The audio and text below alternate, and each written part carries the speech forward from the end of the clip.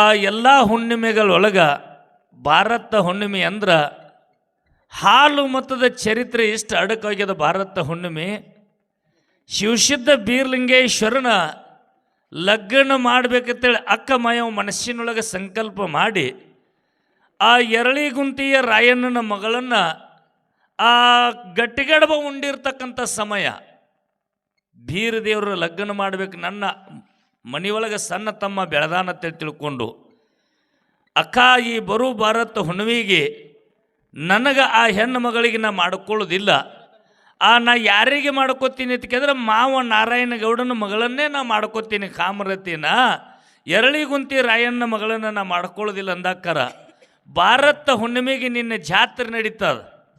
ಆ ಜಾತ್ರೆ ಒಳಗೆ ಕಂಚುಣಿಕೆ ಚಾಜ ಹಾಕಿ ಕೊಡು, ನಾ ಬ್ಯಾಡ ಅಂದಿರ್ತಕ್ಕಂಥ ಹೆಣ್ಣು ಮಗಳಿಗೆ ಅಂತೇಳಿ ಅಕ್ಕ ಕೊಟ್ಟ ಮಾತು ಬೀರಣ್ಣ. ಇದೇ ಭಾರತ ಹುಣ್ಣಿಮೆ. ತಂದೆ ತುಕ್ಕಪ್ಪರಾಯ ಕಾಕಾ ಸೋಮರಾಯಗೌಡ. ತುಕ್ಕಪ್ಪರಾಯ ಕಾಕಾ ಸೋಮರಾಯಗೌಡ ಎಲ್ಲಿದು? ಸೊಲ್ಲಾಪುರ ಭಾಗದಲ್ಲಿ ಭೀಮಾ ನದಿ ದಂಡಿ ಮೇಲ.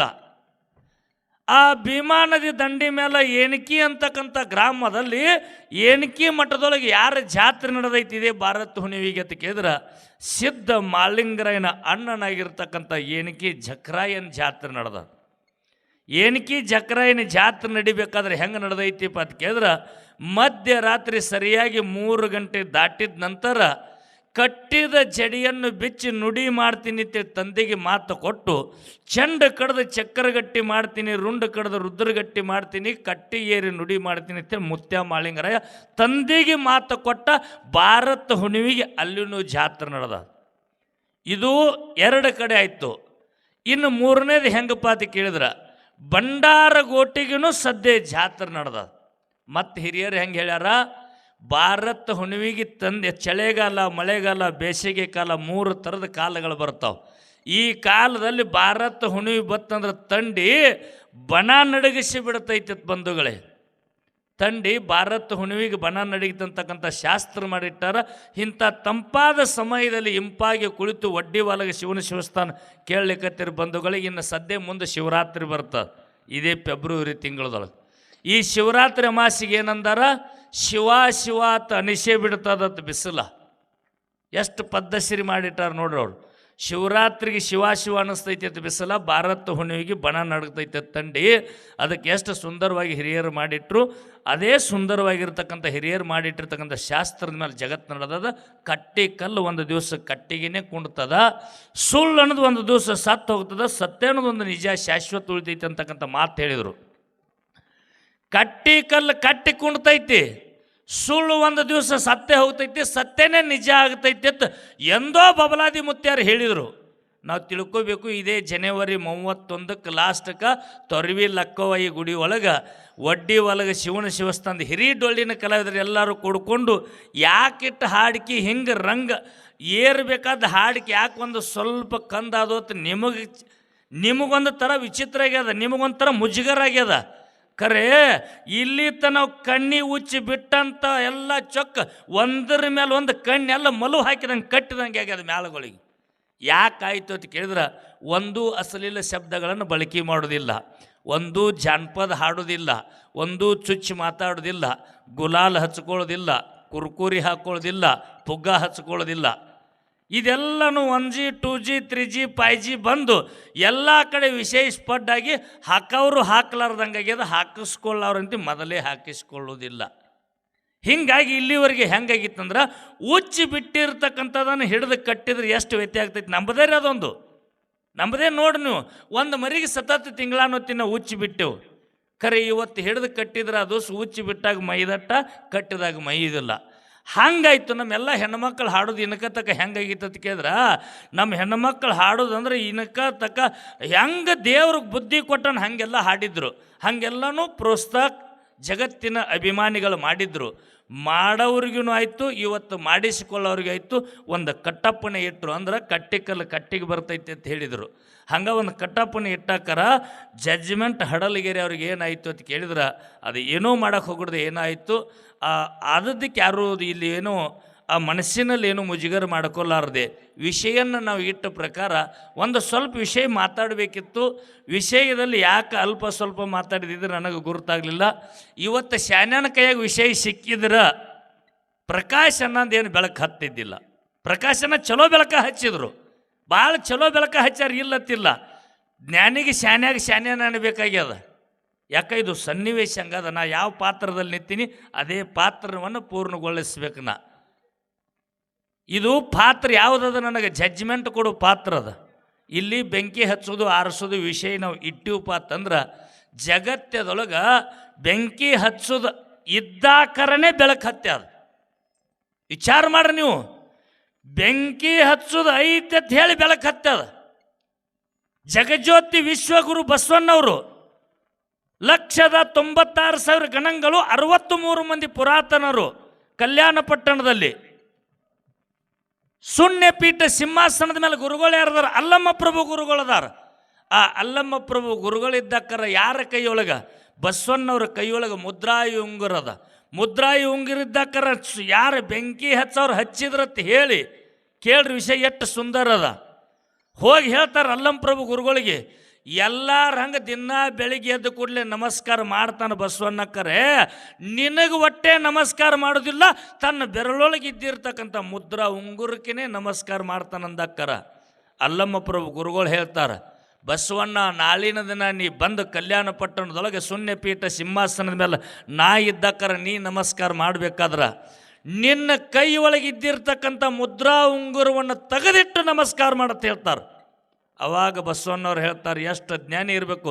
3 ಕಾಲದ ದಿವ್ಯ ಜ್ಞಾನಿಯಾಗಿರ್ತಕ್ಕಂಥ ಅಣ್ಣ ಬಸವಣ್ಣವ್ರು ಮಾತು ಹೇಳ್ತಾರೆ, ನನ್ನ ಬೆರಳೊಳಗಿದ್ದಿರ್ತಕ್ಕಂಥ ಮುದ್ರಾ ಉಂಗುರವನ್ನು ತೆಗೆದಿಟ್ಟು ನಿನಗೆ ನಮಸ್ಕಾರ ಮಾಡಬೇಕಾದ್ರೆ ಆ ಶೂನ್ಯ ಪೀಠ ಸಿಂಹಾಸನ ಇಳಿದ ದೂರ ನಿಂದಿರ್ಬೇಕಂತ ಹೇಳ್ತಾರೆ ಅವ್ರು ಅಲ್ಲಮ್ಮ ಪ್ರಭು ಗುರುಗಳಿಗೆ.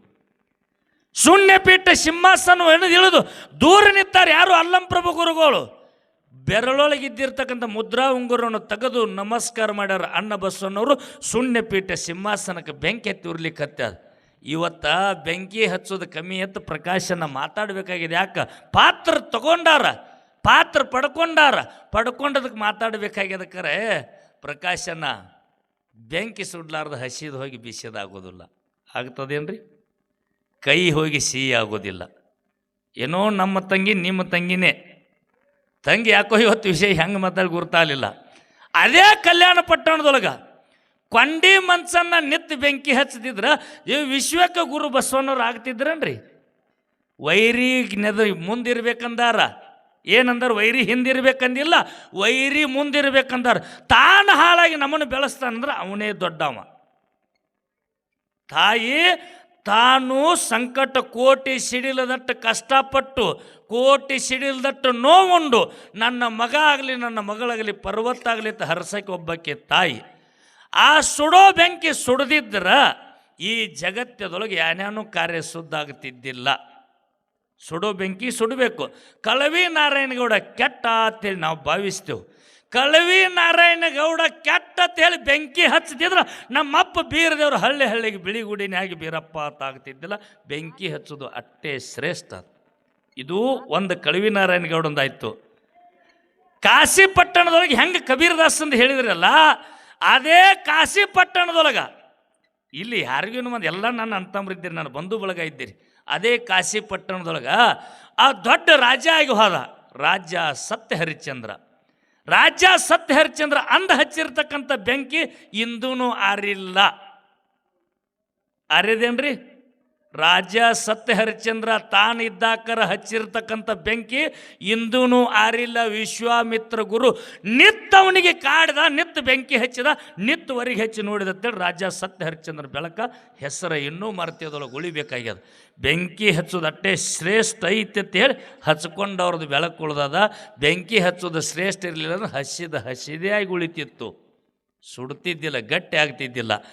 ನಾವು ಸತ್ರ ಭೂಮಿಯೊಳಗೆ ಹೋಗಿದ್ದಾರೆ, ಭೂಮಿ ಸತ್ರ ಎಲ್ಲಿ ಹೋಗಿತ್ತಾರಂತ ಎಷ್ಟೋ ಜಾಗ ಕೇಳ್ಯಾರ. ನಾವು ಸತ್ರ ಭೂಮಿಯೊಳಗೆ ಹೋಗಿದ್ದಾರೆ, ಭೂಮಿ ಸತ್ರ ಕುಂಬಾರನ ಆವಿಗೆ ಒಳಗೆ ಹೋಗಿ ಇದು ಸುಡಲಿಲ್ಲ ಅಂದ್ರೆ ನೋಡ್ರಿ, ಬೆಂಕಿ ಹಚ್ಚೋದು ಕನಿಷ್ಠ ಇತ್ತಂದ್ರೆ ಕುಂಬಾರನ ಆವಿಗೆ ಒಳಗೆ ಹೋಗಿ ಈ ಮಣ್ಣು ಸುಡ್ದಿದ್ರ ಒಂದು ಬುಟ್ಟಿ ಮಣ್ಣೊಳಗೆ ಒಂದು ಕೊಡ ನೀರು ಹಾಕ್ರಿ ನೀವು ನಿಂದಿರ್ತೈತೇನ್ರಿ?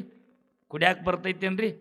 ಹಿಂದಿನ ಕಾಲಕ್ಕೆ ಎಲ್ಲ ತತ್ರಾಣಿಗಿದ್ದು ಮಗಿ ಇದ್ದು, ಹಿಂದಿನ ಕಾಲಕ್ಕೆ ತತ್ರಾಣಿಗಿದ್ದು ಮಗಿ ಇದ್ದು, ಕುಂಬಾರನ ಅವಿಗೆ ಒಳಗೆ ಈ ಮಣ್ಣು ಸುಟ್ಟೈತೆ ಅಂತ ಹೇಳಿ ನೀರ ತಾ ಕುಡಿಬೇಕಾದದ್ದು ಇಟ್ಟುಕೊಂಡು ನಮಗೆ ಕುಡಿಸ್ತೈತೆ. ಸುಟ್ಟಾಗನೇ ಕುಡಿಸ್ತದೆ, ಸುಡಲಾರ್ದ ಕುಡಿಸಕ್ಕೆ ಬರೋದಿಲ್ಲ. ಸುಡಲಿಲ್ಲ ಅಂದ್ರೆ ತಾನು ಕುಡಿತಿತ್ತು. ತಾ ಯಾವಾಗ ಸುಟ್ಟಿತ್ತು ಇಟ್ಟುಕೊಂಡು ನನಗೆ ಯಾಳಿಗೆ ಕುಡಿಸ್ತೈತಿ ಅಂದ್ರೆ ಸುಡುವುದೂ ಅಷ್ಟೇ ಶ್ರೇಷ್ಠ ಅದ, ಬೆಂಕಿ ಹಚ್ಚೋದೂ ಅಷ್ಟೇ ಶ್ರೇಷ್ಠ ಅದ. ಆದರೂ ನಾವು ತಿಳ್ಕೋಬೇಕು. ನಾವು ತಿಳ್ಕೊಂಡೇವಂದ್ರೆ ನೋಡ್ರಿ, ವಿಷ್ಣು ಬ್ರಹ್ಮ ಮಹೇಶ್ವರ ಕೈಲಾಸದೊಳಗೆ ಇದ್ರು. ಅವರು ಲಕ್ಷ್ಮೀ ಸರಸ್ವತಿ ಪಾರ್ವತಿ ಕೈಲಾಸದೊಳಗೆ ಇದ್ದರು. ಮಹಾನ್ ಪತಿವರ್ತ ಧರ್ಮದ ಹೆಣ್ಣು ಮಗಳು ಮಹಾನ್ ಪತಿವರ್ತ ಇದ್ದಳು. ಮರ್ತ್ಯದೊಳಗೆ ಯಾರು? ಐತ್ರು ಋಷಿ ಮುನಿಯ ಮಡದಿ ಅನುಸಯ. ತಮಗೆಲ್ಲರಿಗೂ ವಿಷಯ ಗುರುತದ. ಅನುಸಯ ಈ ಮರ್ತ್ಯದೊಳಗೆ ಮಹಾನ್ ಪತಿವರ್ತ ಹೆಣ್ಣು ಮಗಳು. ಕರೆ ನಾರದರು ಕೈಲಾಸ ಬಿಟ್ಟು ಬಂದು ಎರಡೂ ಕಡೆ ಬೆಂಕಿ ಹಚ್ಚದಿದ್ರೆ ಅನುಸಯನ ಪತಿವ್ರತ ಧರ್ಮ ಗುರುತಾಗ್ತಿತ್ತೇನ್ರಿ? ವಿಚಾರ ಮಾಡ್ರಿ ನೀವು. ತ್ರಿಮೂರ್ತಿಗಳು 3 ಮಂದಿ ತ್ರಿಮೂರ್ತಿ ದತ್ತಾಗಿ ಹುಟ್ಟಿ ಬರ್ತಿದ್ರೇನ್ರಿ? ಬರ್ತಿದ್ದಿಲ್ಲ. ಇಲ್ಲಿ ಪತಿವ್ರತ ಅನುಸಯ ಅದಾಲತ್ ಹೇಳಿ ಕೈಲಾಸದಿಂದ ಮರ್ತಕ್ಕೆ ಬಂದು ಎಲ್ಲ ನೋಡಿಕೊಂಡು ಹೊಳ್ಳಿ ಕೈಲಾಸದಾಗ ಹೋಗಿ ಅವ್ರು ಕೊಳ್ಳಿ ಇಟ್ಟರತ್ತೇಳಿ ಕೈಲಾಸದ ಒಡೆಯರೇ ಮರ್ತಕ್ಕೆ ಬರಬೇಕಾಯ್ತು. ಹೆಂಡರ ಮಾತು ಕೇಳ್ಕೊಂಡು ಮರ್ತಕ್ಕೆ ಬಂದು ನೋಡಿ. ಸಾಮಾನ್ಯರನ್ರಿ, ಒಬ್ಬರು ಅತಿಥಿ ಬರ್ತಾರಂದ್ರೆ ಎಷ್ಟು ನಾವು ಆನಂದ ಪಡ್ತೇವೆ, ಒಬ್ಬರು ದೋಸ್ತರು ಬರ್ತಾರಂದ್ರೆ ಎಷ್ಟು ಆನಂದ ಪಡ್ತೇವೆ, ಎಷ್ಟು ಮನೆಯೆಲ್ಲ ಶೃಂಗಾರ ಮಾಡ್ತೇವೆ. ಅಂಥ ಜಗದ ಪಾಲಿಕರಾಗಿರ್ತಕ್ಕಂಥವ್ರು ಮರ್ತಕ್ಕೆ ಬಂದು ಈಕಿ ಮನೆಯಾಗ ಕೋಸುಗಳಾಗಿ ಬಿದ್ದು ಆಡ್ತಾರಂದ್ರೆ ಬೆಂಕಿ ಹಚ್ಚೋ ಶ್ರೇಷ್ಠ ಇದ್ದಾಗ ಬಂದಿರ್ಬೇಕ್ರಲ್ಲ ಅವ್ರು. ಅಂಥ ಶ್ರೇಷ್ಠವಾದ ಬೆಂಕಿಯವ್ರು ಹಚ್ಚಾರತ್ತೇಳಿ ಅಂಥ ದೊಡ್ಡವರು ಬಂದು ಈಕಿ ಮನ್ಯಾಗ ಕೂಸಾಗಿ ಆಡಿ ಈಕಿ ಹೆಸರು ಹೆಂಗಾಯ್ತು? ಪ್ರತಿಯೊಂದು ಹೆಣ್ಣು ಮಕ್ಕಳಿಗೆ ನ್ಯಾಯದೊಳಗೆ ಹೇಳಬೇಕು. ಹೆಂಗೆ ಹೇಳಬೇಕು? ಹುಚ್ಚಿ ಪತಿವತ ಧರ್ಮದಾಗ ಹೆಸರಾಗಿ ಹೋದಳು ಐತ್ರು ಋಷಿ ಮುನಿರಿ ಅನಸೂಯ. ಗಂಡನ ಪಾದ ತೊಳೆದು ಪನ್ನೀರು ಹೊಡೆದಳು. ಪರಮಾತ್ಮ ಸಹಿತ ಆಕೆ ಮನೆಯೊಳಗೆ ಕೂಸಾಗಿ ಆಡಿದ ಅಂತೇಳಿ. ಇದು ಪರಮಾತ್ಮ ಕೂಸಾಗಿ ಆಡೋದು ದ್ವಾರದಲ್ಲ, ಅನುಸಯನ ಪತಿವ್ರತ ಧರ್ಮ ದ್ವಾರದಲ್ಲ. ಕರೆ ಎರಡೂ ಕಡೆ ಯಾವಾಗ ಬೆಂಕಿ ಹಚ್ಚಿದವು ನಾರದನೇ ದೊಡ್ಡವ. ಬಂಧುಗಳೇ, ನಾರದನೇ ದೊಡ್ಡವ. ಯಾಕ? ನಮ್ಮಲ್ಲಿ ಇದ್ದಿರ್ತಕ್ಕಂಥ ಜ್ಞಾನಕ್ಕೆ ಕಂಡು ಹಿಡಿದವ ದೊಡ್ಡವ. ನೋಡ್ರಿ, ಇವತ್ತು ನಾವು ಲಾಯರ್ ಆಗಿವು. ಕರೆ ಪ್ರೈಮೇರಿ ಕಲಿಸಿರ್ತಕ್ಕಂಥ ಗುರು ಅವ ಗುರುನೇ. ಪ್ರೈಮೇರಿ ಒಳಗೆ ನನಗೆ ಅಣ್ಣಾಕ ಕಲಿಸಿದವ ಅವನೇ ದೊಡ್ಡವ, ನಾ ದೊಡ್ಡವಲ್ಲ. ನಾನಿವತ್ತು ಲಾಯರ್ ಆಗಿರ್ಬೋದು, ಜಡ್ಜ್ ಆಗಿರ್ಬೋದು, IPS ಆಗಿರ್ಬೋದು. ಅವ ಸುಡಾಗ ಸುಡದಿದ್ರೆ ನಾ IPS ಆಗಕ್ಕೆ ಬರ್ತಿದ್ದಿಲ್ಲ, ನಾ ಲಾಯರೂ ಆಗಕ್ಕೆ ಬರ್ತಿದ್ದಿಲ್ಲ. ಅವ ಸುಡಾಗ ಸುಟ್ಟಾನಂತ ಹೇಳಿ ನಾ ಲಾಯರ್ ಆಗಕ್ಕೆ ಬಂದೈತಿ, IPS ಆಗಕ್ಕೆ ಬಂದೈತಿ. ಬಂಧುಗಳೇ, ಹಂಗೆ ಬೆಂಕಿ ಹಚ್ಚೋದನ್ನು ಜಗತ್ತದೊಳಗೆ ಅಷ್ಟೇ ಶ್ರೇಷ್ಠ. ಅದು ಹಚ್ಕೊಂಡವ್ರ ಕೀರ್ತಿ ಮಾತ್ರ ಮನಪೂರ್ವಕ ಮನ ಆನಂದಗಂಗೆ ಧನ್ಯ ಧನ್ಯ ಧನ್ಯ ಅನ್ನಬೇಕು. ಹಂಗೆ ವಿಷಯನ ಬಿಡಿಸಿದ್ರಿ. ನಮಗೂ ನಿಮಗೂ ದರ್ಶನ ಇತ್ತು. ಬಹಳ ದಿವಸದ, ಯಾಕಂದ್ರೆ ಹೊಟ್ಟೆ ಕೂಡಿದ್ದಿಲ್ಲ. ಕೂಡಿ ನಾವು ನಿಮ್ಮ ತಾಲೂಕುಗಳಿಗೆ ಬಂದೆವು, ನೀವು ಬಂದಿರಿ. ಕರೆ ಬೆಟ್ಟಿರಲಿಲ್ಲ.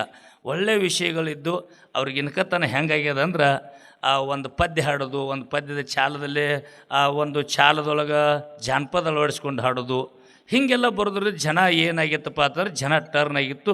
ಏಕದಮ್ 30 ತಾರೀಕು ಯಾನ ಗೂಟಿಗೆ ಹಗ್ಗ ಹಚ್ಚಿ ಕಟ್ಟಿದಂಗೆ ಆಗ್ಯದ. ಜಡ್ಜ್ಮೆಂಟ್ ಹೆಣ್ಮಕ್ಳ ಮೇಲೆಗೆ ಸಿಗೋದೂ ಇಲ್ಲ. ಭಾಳ ದಂತ ಬಿಟ್ಟು ಸತ್ಯ ಘಟನೆಗಳಿಗೆ ನಾವು ಸಮೀಪ ಹುಡುಕಬೇಕು. ಯಾಕಂದ್ರೆ ಇನ್ನೊಂದು ಸ್ವಲ್ಪ ಹಿಂಗೆ ಮರೆತು ಕೂತೀವಪ್ಪ ಅಂತಂದ್ರೆ ಮುಳಿಗೆ ಹೋಗ್ತಾವೆ. ಸಾಮಾನ್ಯರನ್ರಿ, ವಿಷ್ಣು ಪರಮಾತ್ಮನೇ, ಸ್ವತಃ ವಿಷ್ಣು ಪರಮಾತ್ಮನೇ ವಿಠೋಲನಾಗಿ ಮರ್ತ್ಯ ಲೋಕಕ್ಕೆ ಬಂದ. 7 ಮಂದಿ ಅಕ್ಕ ತಂಗಿಯರೊಳಗೆ ಸಣ್ಣ ತಂಗಿ ಶಿರೀಶರಿಗೆ ಹತ್ತಿ ಆ ಸ್ವಾತಿ ಮಳಿ ಒಳಗೆ ಸಮುದ್ರದ ಒಂದು ಶಿಂಪಿ ಒಳಗೆ, ಅದಕ್ಕೆ ರಾಜ್ಕುಮಾರ್ ಅವ್ರು ಯಾಕೆ ಹಾಡಿದರು? ಸ್ವಾತಿ ಮುತ್ತಿನ ಮಳೆ ಹೆಣಿಯು ಅಂದ ಚಂದದ ತೀರ್ ಹೆಣಿಯುತ್ತ ಅವಾಗ ಹಾಡಿದರು. ರಾಜ್ಕುಮಾರ್ನ ಹಾಡಿ ಹರಿಸ್ಬೇಕು, ನೆನಪಿಸಬೇಕು. ರಾಜ್ಕುಮಾರ್ ಮಕ್ಕಳು, ರಾಜ್ಕುಮಾರ್ ದಾರಿದೀಪ ಜಗತ್ತಿಗೆ ಆಗ್ಯಾರ. ನಾವು ತಿಳ್ಕೋದಿದ್ರೆ ಯಾರೇನು ಮಾಡೋರ್ರಿ? ಅವ್ರು ಇದ್ದಾಕರ ಹಾಡಲಿಲ್ಲ. ಕಾಲಕ್ಕೆ ತಕ್ಕಂತೆ ಕುಣಿಯಬೇಕು, ಕಾಲಕ್ಕೆ ತಕ್ಕಂತೆ ನಡೆಯಬೇಕು, ಕಾಲಕ್ಕೆ ತಕ್ಕಂತೆ ಹಾಡಬೇಕು ಅಂತ ರಾಜ್ಕುಮಾರ್ ಅವ್ರು ಇದ್ದಾಗೆ ಹೇಳ್ಯಾರ ನೋಡ್ರಿ. ಕಾಲ ಹೆಂಗೆ ಬರ್ತೈತೆ ಹಂಗೆ ನಾವು ಇರಬೇಕತ್ತೆ. ಎಷ್ಟು ಸಾರಿ ನೆನಪಿಸ್ಕೋಬೇಕು. 3 ದಿವಸ ಹಾಡಕ್ಕೆ ಬಂದಿಲ್ಲ ರೀ, 3 ದಿವಸ ಹಾಡಕ್ಕೆ ಬಂದಿಲ್ಲ. ಎಲ್ಲೆಲ್ಲೋ ಹೋಗಿ ನಾವು ಏನೇನೋ ಮಾಡಾಕತ್ತೀವಿ. ಮನೆ ಮಕ್ಕಳಾಗಿ ಉಳ್ಕೊಂಡ್ರು. ರಾಜ್ಕುಮಾರ್ ಮಗ ಪುನೀತ್ ರಾಜ್ಕುಮಾರ್ ಅದು ಮನೆ ಮಕ್ಕಳಾಗಿ ಪೂಜಾ ಮಾಡಿಸ್ಕೊಂಡ್ರು. ಬಂಧುಗಳೇ, ನೆನಪಿಟ್ಕೋಬೇಕು ನಾವು.